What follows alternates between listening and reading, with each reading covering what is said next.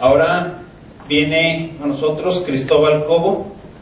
Cristóbal viene de la Ciudad de México, él es chileno, lleva mucho tiempo aquí con nosotros, es profesor e investigador. Cristóbal en la Universidad de Barcelona obtuvo el doctorado con honores cum laude, no sé cómo se pronuncie, y también últimamente estuvo en un proyecto muy interesante, ha sido evaluador de políticas públicas para el gobierno mexicano en nuevas tecnologías y educación. Es profesor Flaxo. Bienvenido, Cristóbal.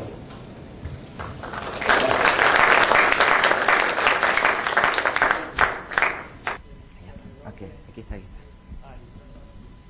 ¿Cuál es la slide para avanzar? ¿Sí, verdad? Bueno, ¿qué tal? Yo quisiera decir que por distintas circunstancias nos tocó vivir en una época que presta una atención especial al uso intensivo del conocimiento. En distintas áreas y disciplinas de la época actual, el conocimiento, la innovación, el I+D, la investigación juegan un papel central. Ahora, esto no es nuevo. Peter Drucker hace más de 50 años ya hablaba de estos trabajadores del conocimiento. Lo que sí es un fenómeno sintomático de nuestra época es que además de todo este proceso donde el conocimiento es tan importante, identificamos una suerte como de distanciamiento entre ese perfil profesional que demanda el mundo del trabajo y ese perfil que se está formando en los distintos sistemas de educación, ya sea escuela o universidad. Y por eso me pareció interesante que pudiéramos hablar un poco del aprendizaje. Hay distintos tipos de aprendizaje. Está el aprendizaje cara a cara, analógico, donde yo hablo y ustedes se callan, que es el que más se utiliza aquí en las instituciones educativas, ¿sí? Hay aprendizaje a distancia, aprendizaje en línea, y el que yo me quisiera referir hoy día es el aprendizaje invisible, ¿sí?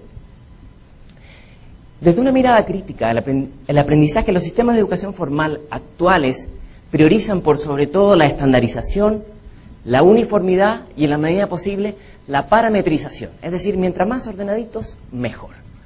Ahora, yo quiero dar algunos ejemplos interesantes. Este chico, Lim, es un chico que vive en Malasia, tiene 10 años. Cuando tenía 9 años, desarrolló un software que se puede descargar para iPhone, que se llama Doodle. Ustedes lo pueden bajar de la red. Hoy tiene cerca de 1 millón de descargas. Este pequeño sabe utilizar Java, JavaScript, ActionScript, comprende Applesoft Basic y en sus tiempos libres aprende Pascal y C. Quienes sepan un poco de ingeniería sabrán que esto no es cualquier cosa, especialmente si este muchacho tiene 9 años. Ahora, es interesante preguntarse en qué medida los sistemas de educación formal fomentan estos talentos, estos diamantes en brutos, este pequeño Mozart, cómo los sistemas formales estimulan la educación. Ahora, como esa pregunta genera respuestas un poco incómodas, yo le pedí a Bernard Shaw que nos mandara un SMS, Premio Nobel de Literatura en 1925, que dice: desde muy niño tuve que interrumpir mi educación para ir a la escuela. Yo no sé si eso aplica, pero me parece interesante. Ahora, Jeremy Rifkin, autor de El sueño europeo, La era del acceso y otros libros, plantea que los sistemas de educación se parecen mucho a microsistemas industriales. Es decir, todos organizados, bajo módulos, de manera muy parcelada y muy organizada. De manera muy lejana como funciona el conocimiento en la vida real, pero es muy fácil de aplicar. El problema tenemos entonces que se genera, como plantea la literatura británica, este universo paralelo entre el mundo real, el mundo profesional y el mundo de la educación. Y quiero darles un ejemplo. En el año 1899, es decir, hace 111 años, Jean-Marc Coté le pidieron que dibujara cómo se imaginaban las escuelas en el siglo XX. ¿Imaginó eso que está arriba? ¿Sí? El profesor en una esquina entregando contenidos, se molían los libros y entraban por unos cables. Desafortunadamente esto ha cambiado bastante poco a la fecha. Ahora, afortunadamente tenemos algunos superhéroes, y muestro esta imagen en honor a José Saramago, que recientemente falleció. Tenemos algunas personas que afortunadamente han sido muy exitosas sin pasar por la universidad. Tenemos por ahí a Walt Disney, Pablo Neruda y otros que ustedes reconocerán, Henry Ford, y los demás me parece que son muy conocidos. Ahora, ¿por qué planteo esto? Porque creo que tiene mucho sentido la frase de Albert Einstein, que plantea: es un milagro que la curiosidad sobreviva a los sistemas formales de educación. Porque yo creo que hay una tensión que no hemos sido capaces de resolver. Por eso quiero plantear 4 preguntas para articular un poco este análisis. Uno es: ¿cómo formamos a estos jóvenes que nacieron con Internet en la mano? A estos jóvenes que en el año 2020 van a ser profesionales. La segunda pregunta es, ¿cómo preparar para la complejidad global? Y yo agregaría la incertidumbre. Vivimos una época de tal interdependencia que parece más un plato de espagueti que cualquier otra cosa.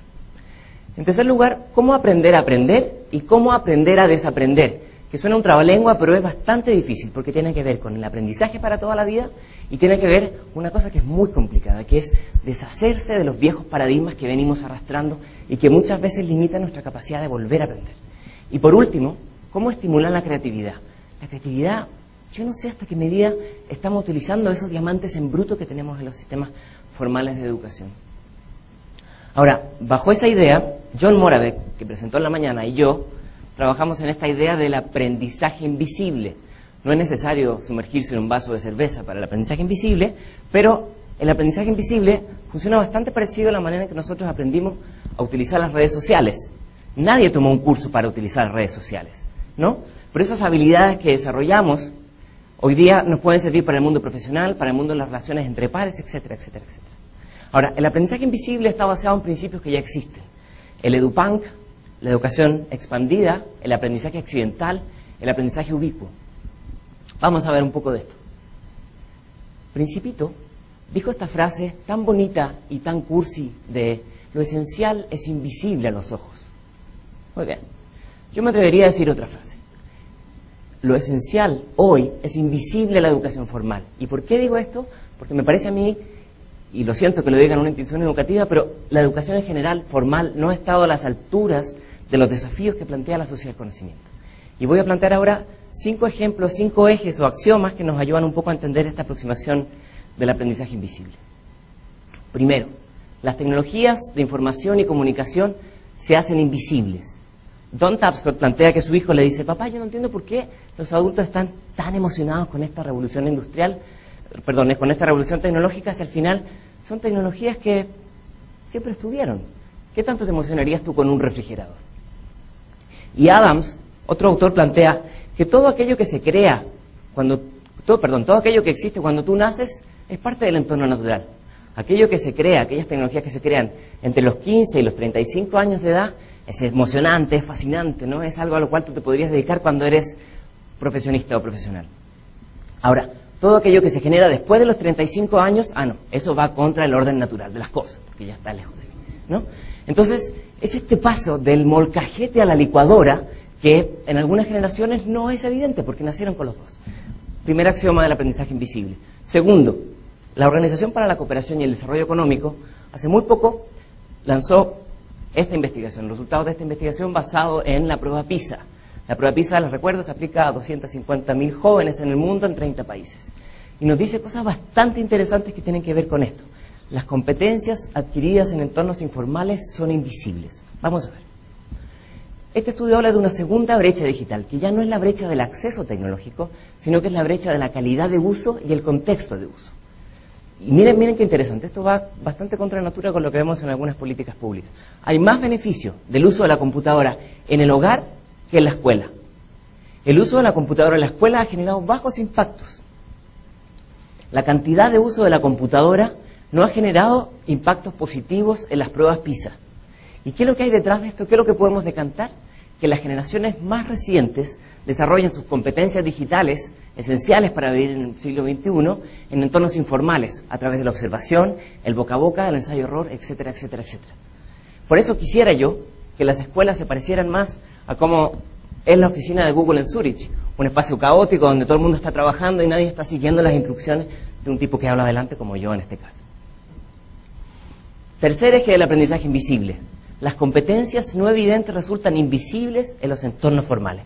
Ya di el caso del IM, pero en general, bueno, ese es el software que él desarrolló, pero en general nos toca que los sistemas de evaluación que tenemos en los entornos formales no estimulan la posibilidad de aprender.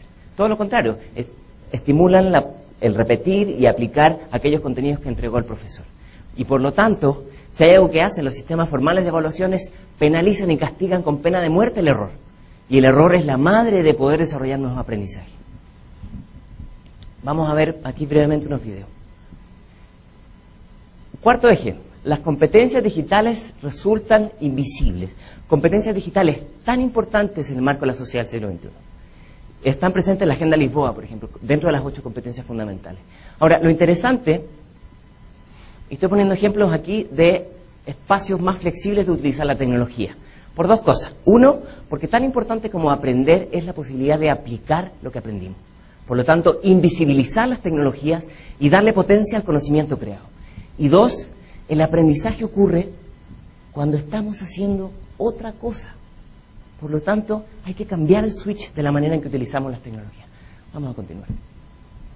El quinto eje y último del aprendizaje invisible es que hay ciertas prácticas, entre muchas comillas y signos de interrogación, educativas, que debiésemos invisibilizar.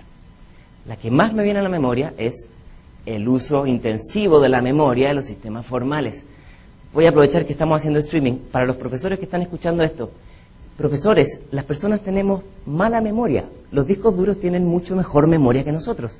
¿Por qué hacer esa competencia de aprender datos geográficos y aprender fechas históricas y aprender tablas periódicas? Si es mala idea eso. Eso era aplicable en ciertos contextos. Y en esa línea, quiero citar un ejemplo que me parece sustantivo. El ejemplo de Dinamarca, que hace un año viene trabajando en un proyecto para que a partir del 2011 todos los exámenes que se tomen en las escuelas de Dinamarca sean con Internet prendido, funcionando. Horror para algunos docentes. ¿Por qué? ¿Cuál es el argumento que dice el Ministerio de Educación de Dinamarca? Si el mundo funciona con Internet, ¿por qué la escuela debe ser offline? ¿Por qué los exámenes tienen que tomarse de manera analógica? Claro, podríamos decir, lo que pasa es que pueden copiar. Bueno, ese es un problema que tiene que resolver la escuela, enseñar a contextualizar, a citar, a vincular trozos de conocimiento, etcétera, etcétera, etcétera, ¿no? Pero esa es una atención que debe enfrentar la escuela y no apagar todas las computadoras porque hay posibilidades de error, ¿no? Si el mundo profesional funciona con Internet, ¿por qué la escuela no? Y como esto es muy breve, yo voy a terminar con estos planteamientos, yo diría que son de alguna medida dialécticos. Vamos a hablar de algunos ejes con respecto a esto. La tesis actual es que las tecnologías son el ticket para la sociedad del conocimiento, son el ticket de la modernidad. Por lo tanto, nadie se resiste a regalar laptops. Si hay algo que le gusta a los políticos latinoamericanos y a otros también, es tomarse una foto regalando una laptop. No hay una imagen que les parezca más irresistible, ¿no? De izquierda o de derecha siempre tienen que estar en este proceso. Ahora, este no es un tema nuevo. Ese señor Edison decía en el año 1921, es decir, hace casi un siglo atrás, ¿sí?, que el cine iba a cambiar la educación. Luego dijimos que la radio iba a cambiar la educación. Y luego la tele iba a cambiar, en fin, la computadora, el CD-ROOM, en fin. Siempre estamos esperando que venga un tótem del cielo y que arregle los problemas de educación que tenemos. Simon Papert, uno de los gurús del MIT en temas de educación y tecnología, dijo hace 30 años, en 30 años las tecnologías harán que la educación, que las escuelas sean redundantes, transformará la educación. ¿Se acuerdan de la imagen que les mostré de Jean Coté? Yo creo que no han cambiado como quisiéramos. Ahora, ¿cuál es la antítesis? Y esto es importante. ¿Cuál es la antítesis? Las tecnologías evolucionan a una velocidad explosiva, exponencial, de manera continua. Día a día es casi imposible seguir la velocidad con que aparecen estos dispositivos. La educación, yo ni siquiera me atrevería a decir que evoluciona de una manera lineal. Ahora, yo tampoco creo que la educación tiene que evolucionar al ritmo de la tecnología. No se trata de eso, pero sí hay que construir puentes entre estos dos y creemos que el aprendizaje invisible puede ser una posibilidad de avanzar en esas áreas ocultas donde todavía hay muchísimo, muchísimo que hacer. Y para terminar, síntesis. Me encantaría tener una respuesta. Desafortunadamente tengo una pregunta. Y mi pregunta es, esta de hoy, la que ustedes recibieron, la que reciben sus hijos, ¿es la mejor educación que la humanidad le puede dar a estas generaciones del siglo XXI? Yo no voy a responder la pregunta. Mi única propuesta es que hagamos un pacto por la educación de mañana. Un pacto en el que participen educadores y educandos, pero también funcionarios públicos, policymakers, empleadores y empresarios. Una educación que piense en mañana como la principal herencia, aunque nosotros no estemos ahí para disfrutarla. Muchas gracias.